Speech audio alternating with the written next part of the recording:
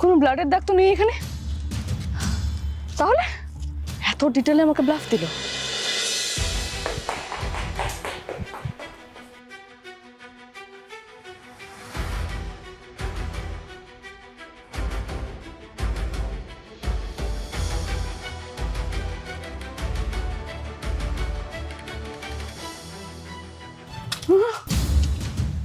কোনো ব্লাডের দাগ তো নেই এখানে, তাহলে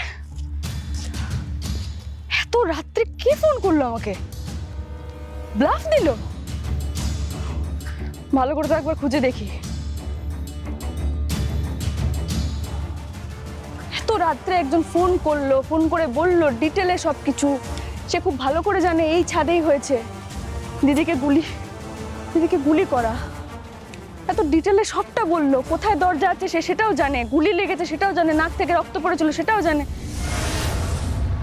কিছুই তো বুঝতে পারছি না কে করছে কাজটা, কে করছে। খুব জটিল বিষয়। এত ডিটেলে আমাকে ব্লাফ দিল।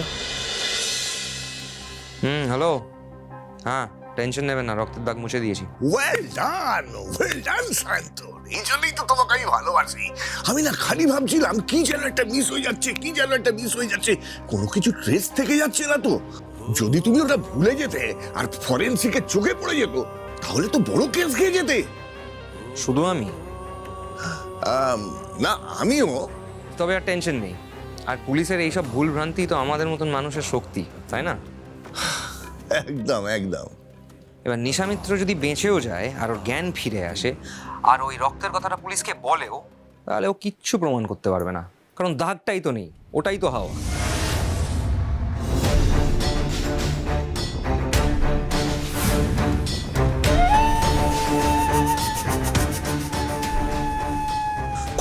কোথায় বেশিক্ষণ সিসিটিভি ক্যামেরা হ্যাক করে রাখা যাবে না, তাড়াতাড়ি বেরোতে হবে এখান থেকে। ইয়েস!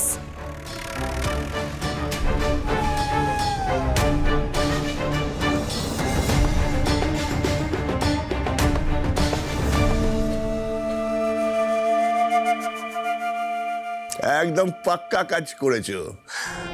তবে শান্তন, এবার কিন্তু বিয়েটা জলদি করে ফেলো। আর একটা কথা, বি কেয়ারফুল, আর যেন কোনো ভুল না হয়, ঠিক আছে? ভুল হলেও শোধরাচ্ছে কে? দেখো, সব ব্যাপারটা এত লাইটলি নিও না, ঠিক আছে? ওভার কনফিডেন্স কিন্তু মানুষের পতনের কারণ হয়। ও ভালো কথা, ওই মোক্ষম জায়গাটার ব্যবস্থা করেছো তো? হ্যাঁ, করে নিয়েছি, কোনো চাপ নেই। নিশামিত্র যদি ওটা মনেও থাকে আর যদি পুলিশকে কিছু বলেও, তাহলে ও কোনো লাভ হবে না, কিছু প্রমাণ করতে পারবে না, টেনশন নেই। ওটা কিন্তু একটা বিরাট প্রমাণ শান্তন, ওটা কিন্তু তোমাকে ফাঁসিয়ে দিতে পারে, এটা মাথায় রেখো। হ্যাঁ, তবে না স্যার, কিচ্ছু পাবে না। Okay dear, good lakh.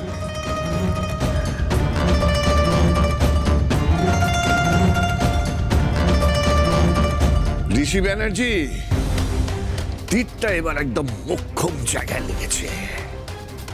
ঘায়েল তো তুমি এবার হবেই।